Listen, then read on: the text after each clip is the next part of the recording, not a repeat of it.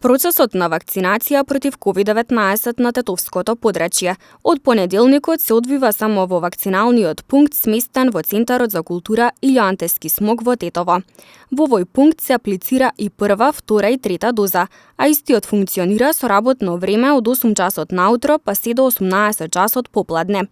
Причината пак за функционирање на еден пункт за вакцинација се должи на намалениот интерес на граѓаните за имунизација, истакнува директорот на Здравствен дом Тетово Борислав Јоргачиевски. Бидејќи повеќето од граѓаните се веќе вакцинирани, значи таа бројка е незначителна или не е многу голема, затоа не ни се потребни значи повеќе пунктови.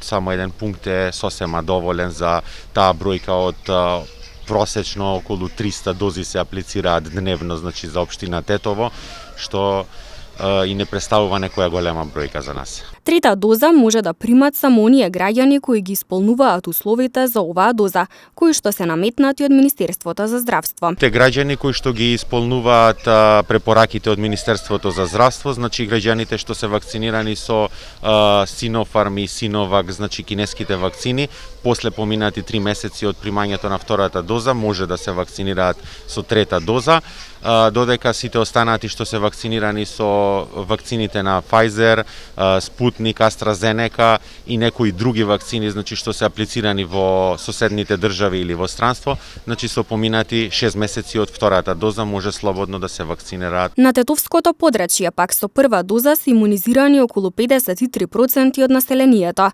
51% со втора доза, а помал процент со трета доза.